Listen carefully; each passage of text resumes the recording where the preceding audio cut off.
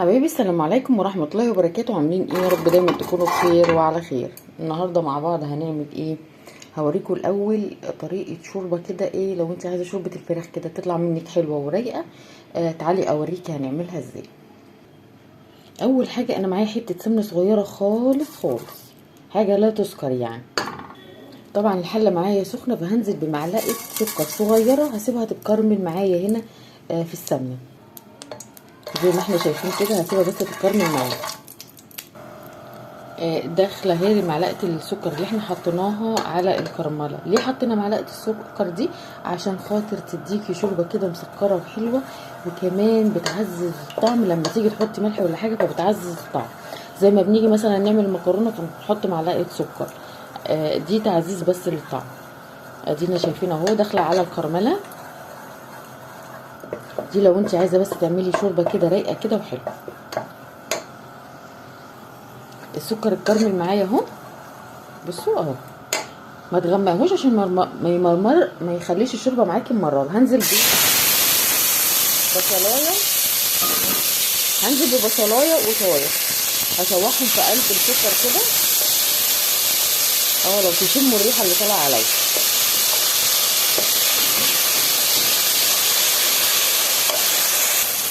انا نزلت هنا بمكعبين ماجي، وهنزل بالملح، هنزل كمان بالفلفل الاسود.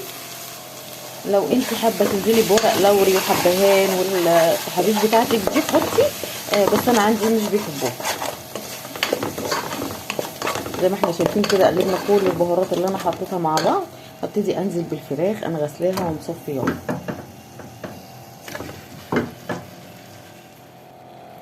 اهي. انا حطيتها اهي.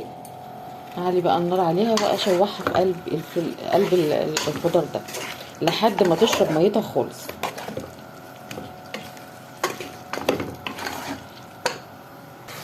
هسيب الفراخ بتاعتي تتشوح في قلب الخضار ده.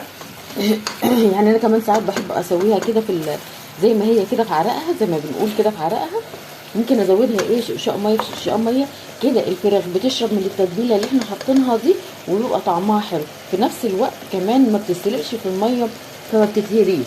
فانا بحب اسويها كده واطلعها مستويه زي ما عملنا الكبسه كده، واحطها تحت الشوايه، بتبقى طعمها خطير وخرافه.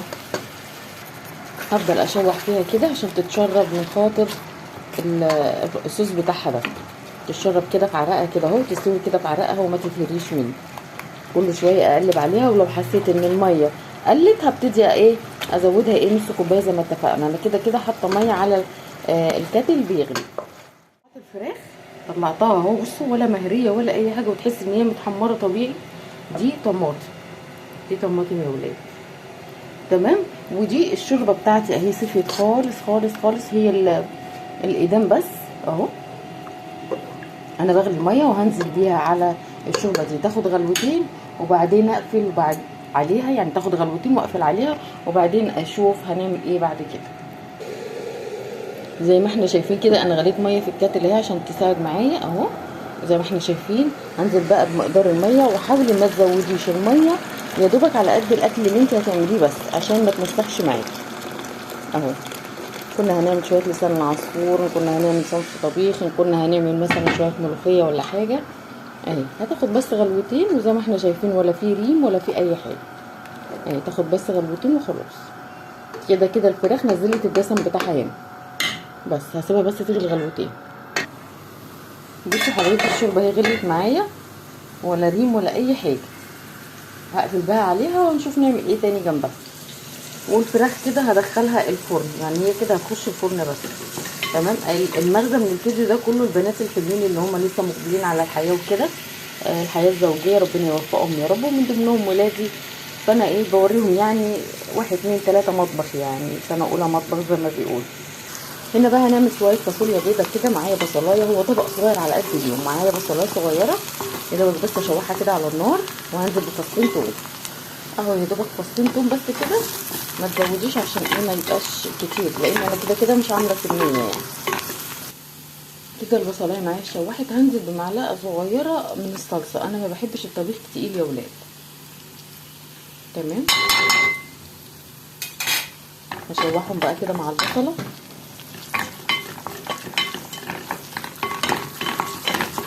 وبعدين هنزل بالطماطم.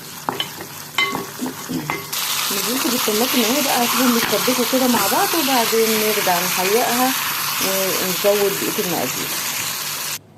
كمان انا عندي قلقاس متفرزن، فانا برضو هعمل طبق جنب الاكل.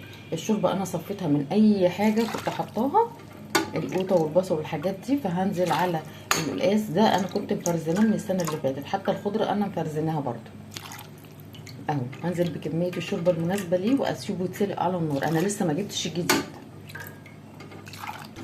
طعم الشوربه يا ولاد حكايه حكايه. هنزل بقى بالفاصوليا البيضه بتاعتي.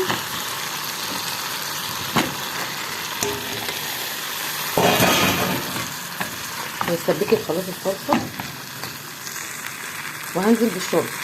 بصوا انا ما بحبش الشوربه او الصلصه بتاعتي تبقى تقيله، انا بحبها خفيفه كده عشان تبقى خفيفه على المعده وتقدري تاكلي ما تتعبيش يعني.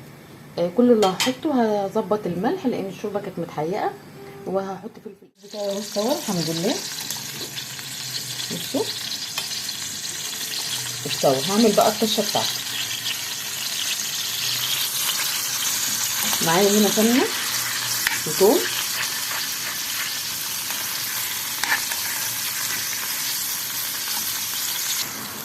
هنا بقى ايه هبتدي احمر الثوم كده، وهنزل بالكزبره لما تاخد لون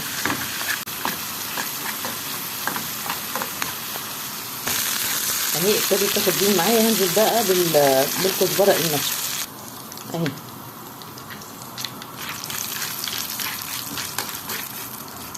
هبتدي انزل بطماطمايه انا مقطعاها، هسيبها تتسبك بقى مع التوميه. هبتدي انزل بشويه فلفل اسود، خلي بس الطماطم دي تدبل معايا، وبعدين هنزل معايا بالسلق. انا كنت برضو محمراه. هبتدي انزل بالسلق، هنزل طبعا على قد الكميه اللي انا عاملاها. بصوا وانا شغاله كده بحمص السلق تاني علشان يعني ايه، يعني زي ما تقولوا ايه ارجع له كده طعمه. طبعا هو متفرزن، اهرسه كده علشان خاطر الطماطم بتاعته اللي انا كنت حطاها دي تتهري معايا. وهبتدي بقى ايه انزل بالخليط ده كله على القلقاس. بصوا بقى الحركه دي، هرجعه على القلقاس.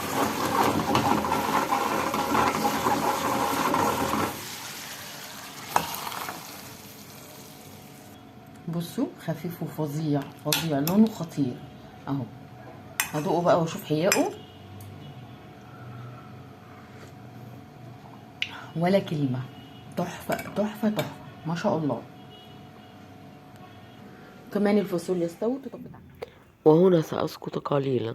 وهنا بقى خلاص انا كده وصلت للمرحلة الاخيرة. كده الفينش بتاع الاكل جاهز خالص تمام. وزي ما احنا شايفين شوربتنا الحلوة الرايقة وفراخنا والقلقاس بتاعنا. عملنا كمان جنبه رز بالشعرية، وادي الفاصوليا البيضة. كانت اكلة كانت خفيفة وحلوة، وعملت على قد اليوم علشان خاطر ما يتبقاش عندي اكل. لاني انا لما بعمل طب خضار كتير وبيخلص ما وبيبقى مفيش فراخ والخضار بس، فما بيتاكلش، فحرام. اعملي على قد اليوم، وكده انتي استفدتي انك عملتي اكل يوم وخلص وما ترماش، لان الواحد بيصعب عليه بصراحه. واديكوا شايفين الاكل معاه فول والقاس لونه جميل ازاي وتحفه. وعملنا كمان رز بالشعريه، والفاصوليا البيضه بتاعتنا كانت خفيفه وكانت جميله. وادي الشوربه بتاعتنا الحلوه الرايقه، والفراخ بتاعتنا ولا حطينا عليها صلصه ولا اي حاجه. يا رب يكون يومنا عجبنا، والسلام عليكم ورحمه الله وبركاته.